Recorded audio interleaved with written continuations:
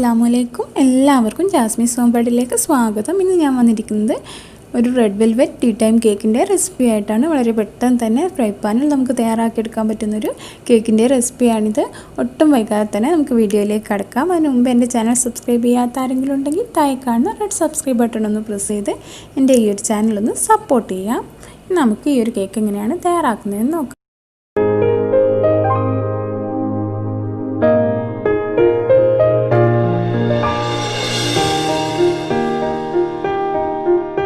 ഈ ഒരു കേക്ക് തയ്യാറാക്കാനായിട്ട് ഞാനിവിടെ 1/4 കപ്പ് മൈദപ്പൊടിയാണ് എടുത്തിട്ടുള്ളത്.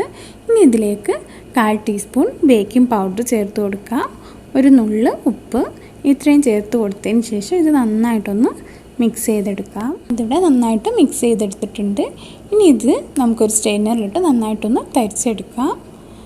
ബേക്കിംഗ് പൗഡറും ഉപ്പും മൈദയുടെ എല്ലാ ഭാഗത്തോട്ടും എത്താൻ വേണ്ടിയിട്ടാണ് ഇതേപോലെ തരിച്ചെടുക്കുന്നത്. ഒരു പ്രാവശ്യം മാത്രം ഇതേപോലെ തരിച്ചെടുത്താൽ മതി. ഇനി ഞാനിതൊന്ന് തരിച്ചെടുത്തിട്ട് കാണിക്കാം. ഞാനിതിവിടെ തരിച്ചെടുത്തിട്ടുണ്ട്. ഇനി നമുക്ക് ഇതിലേക്കുള്ള വെറ്റ് ഇൻഗ്രീഡിയൻസ് റെഡിയാക്കാം. അതിനായി ഞാനിവിടെ നല്ല ഡ്രൈ ആയിട്ടുള്ളൊരു പാത്രം എടുത്തിട്ടുണ്ട്. ഇനി ഇതിലേക്ക് നമുക്ക് റൂം ടെമ്പറേച്ചറിലുള്ള ഒരു മുട്ട ഒഴിച്ച് കൊടുക്കാം. മുട്ട എടുക്കുമ്പോൾ എപ്പോഴും അത് റൂം ടെമ്പറേച്ചറിലായിരിക്കണം, ഇല്ലെങ്കിൽ കേക്ക് നല്ല പെർഫെക്റ്റായിട്ട് നമുക്ക് കിട്ടില്ല. ഇനി ഒരു ബീറ്റർ വെച്ച് നമുക്കിത് നന്നായിട്ടൊന്ന് ബീറ്റ് ചെയ്തെടുക്കാം. ഈ ഒരു മുട്ട ഒരു 3 മിനിറ്റ് നന്നായിട്ടൊന്ന് ബീറ്റ് ചെയ്തെടുക്കാം. നന്നായിട്ട് ബീറ്റ് ചെയ്തതിന് ശേഷം ഇതിലേക്ക് ഞാൻ 1/4 കപ്പ് പൊടിച്ച പഞ്ചസാരയാണ് ചേർത്ത് കൊടുക്കുന്നത്. പഞ്ചസാര ചേർത്ത് കൊടുത്തതിന് ശേഷം ഒരു 3 മിനിറ്റോ അല്ലെങ്കിൽ 4 മിനിറ്റോ ഇതൊന്നുകൂടെ ബീറ്റ് ചെയ്തെടുക്കാം. ഇവിടെ പഞ്ചസാര ചേർത്ത് കൊടുത്തതിന് ശേഷം ഒരു 4 മിനിറ്റ് കൂടെ നന്നായിട്ട് ബീറ്റ് ചെയ്തെടുത്തിട്ടുണ്ട്. ഇപ്പം നമ്മുടെ ബാറ്റർ ഇവിടെ നല്ല ക്രീമി ആയിട്ട് വന്നിട്ടുണ്ട്.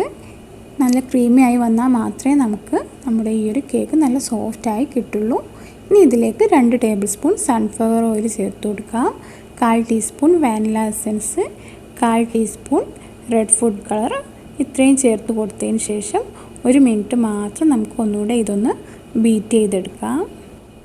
നമ്മൾ ഓയിൽ ചേർത്ത് കൊടുത്താൽ പിന്നെ ഒരുപാട് സമയമൊന്നും നമ്മളിത് ബീറ്റ് ചെയ്യാൻ പാടില്ല. മാക്സിമം 1 മിനിറ്റ്, അതിൽ കൂടുതൽ നമ്മളിത് ബീറ്റ് ചെയ്തെടുക്കുകയാണെങ്കിൽ നമ്മുടെ ഈ ഒരു കേക്ക് വളരെ ഡ്രൈ ആയി പോകാനൊക്കെ ചാൻസ് ഉണ്ട്. ഇനി ഞാൻ ഇതൊന്ന് ബീറ്റ് ചെയ്തതിന് ശേഷം കാണിക്കാം. ഞാനിതിവിടെ 1 മിനിറ്റ് നന്നായിട്ട് ബീറ്റ് ചെയ്തെടുത്തിട്ടുണ്ട്. ഇനി നമുക്കിതിലേക്ക് നമ്മൾ നേരത്തെ റെഡിയാക്കി വെച്ച ഡ്രൈ ഇൻഗ്രീഡിയൻസ് ചേർത്ത് കൊടുക്കാം. ചേർത്ത് കൊടുക്കുമ്പോൾ ഓരോ ടേബിൾ സ്പൂൺ ചേർത്ത് നന്നായിട്ട് മിക്സ് ചെയ്ത് കൊടുക്കുക. അതിനുശേഷം ബാക്കി ചേർത്ത് മിക്സ് ചെയ്തെടുത്താൽ മതി. ഇല്ലെങ്കിൽ ഇപ്പോൾ ഈ ഒരു പൊങ്ങി വന്ന ഈ ഒരു ബാറ്റർ അതേപോലെ അങ്ങ് താഴ്ന്നു പോകും. അപ്പോൾ നമ്മുടെ കേക്ക് അത്ര സോഫ്റ്റായിട്ട് കിട്ടില്ല. അപ്പോൾ നമ്മളിത് ഇളക്കി കൊടുക്കുമ്പോൾ വളരെ സ്ലോ ആയിട്ട് വേണം ഇത് ഇളക്കി കൊടുക്കാനായിട്ട്. നമ്മൾ വളരെ സ്പീഡിലൊക്കെ ഇത് ഇളക്കി കൊടുക്കുകയാണെങ്കിൽ ഈ ഒരു ബാറ്റർ അങ്ങ് താഴ്ന്നു പോകും. ഇനി ഞാനിതൊന്ന് മിക്സ് ചെയ്തതിന് ശേഷം കാണിച്ചു തരാം.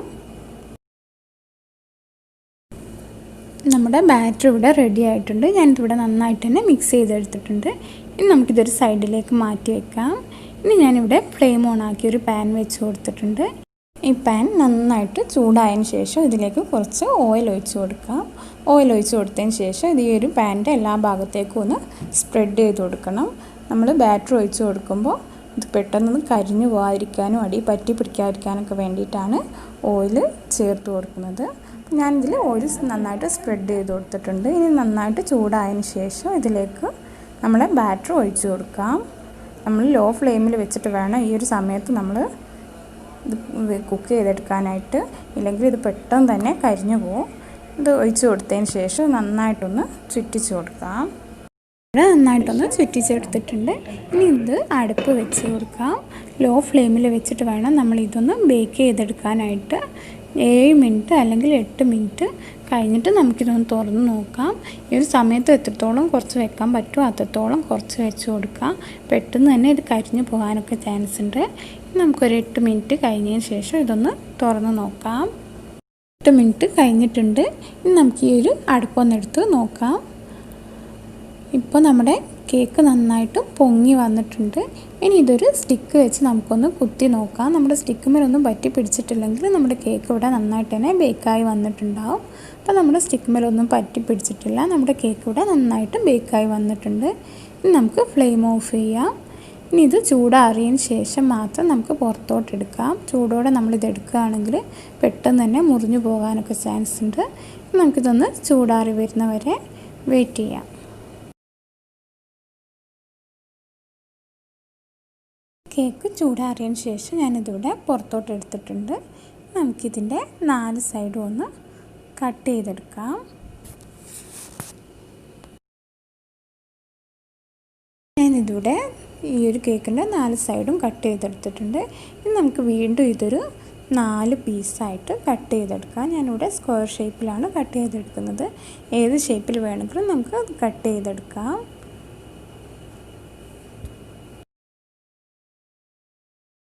ഞാനിതിവിടെ സ്ക്വയർ ഷേപ്പിലുള്ള 4 പീസായിട്ട് കട്ട് ചെയ്തെടുത്തിട്ടുണ്ട്. നമുക്കിതിൻ്റെ ഓരോന്നിൻ്റെ ഉള്ളിലും വിപ്പിംഗ് ക്രീം സ്പ്രെഡ് ചെയ്ത് കൊടുക്കാം. ഞാനിവിടെ കേക്കിൻ്റെ അടിഭാഗത്തൊക്കെ നമ്മൾ ബോർഡർ വരയ്ക്കാനെടുക്കുന്ന ആ ഒരു നോസിൽ വെച്ചിട്ടാണ് ഇവിടെ ഡിസൈൻ ചെയ്യുന്നത്. നിങ്ങൾക്ക് ഇഷ്ടമുള്ള നോസിൽ വെച്ച് നിങ്ങൾക്ക് ഇഷ്ടമുള്ള രീതിയിൽ നിങ്ങൾക്കിത് ഡിസൈൻ ചെയ്തെടുക്കാവുന്നതാണ്. ഞാനിതൊന്ന് വിപ്പിംഗ് ക്രീം സ്പ്രെഡ് ചെയ്തതിന് ശേഷം കാണിച്ചു തരാം. ഈ ഒരു കേക്കിൻ്റെ മുകളിൽ ഞാൻ വിപ്പിംഗ് ക്രീം നന്നായിട്ട് സ്പ്രെഡ് ചെയ്ത് കൊടുത്തിട്ടുണ്ട്. ഇനി ഇതിൻ്റെ മുകളിലായിട്ട് കുറച്ച് ബദാമും പിസ്തയും ചെറുതായിട്ട് സ്ലൈസ് ചെയ്തതോടെ വെച്ച് കൊടുക്കാം. നമ്മുടെ ഈ ഒരു കേക്കിന് കുറച്ചുകൂടെ നല്ലൊരു ടേസ്റ്റ് കിട്ടാൻ വേണ്ടിയിട്ടാണ് ഇത് ചേർത്ത് കൊടുക്കുന്നത്. ഇനി നമുക്ക് നമ്മൾ നേരത്തെ കട്ട് ചെയ്ത് വെച്ച കേക്കിൻ്റെ ഒരു പീസ് ഇതിൻ്റെ മുകളിലൂടെ വെച്ച് കൊടുക്കാം. നമ്മുടെ ആദ്യത്തെ ടീ കേക്ക് ഇവിടെ റെഡി ആയിട്ടുണ്ട്. ഇതേപോലെ രണ്ടാമത്തതും നമുക്ക് ചെയ്തെടുക്കാം. ഇന്നത്തെ ഈ റെസിപ്പി എല്ലാവർക്കും ഇഷ്ടമായെന്ന് വിശ്വസിക്കുന്നു. ഇഷ്ടമായെങ്കിൽ തീർച്ചയായിട്ടും ലൈക്ക് ചെയ്യുക, ഷെയർ ചെയ്യുക, ചാനൽ സബ്സ്ക്രൈബ് ചെയ്ത് എന്നെ ഒന്ന് സപ്പോർട്ട് ചെയ്യുക. വീണ്ടും മറ്റൊരു റെസിപ്പി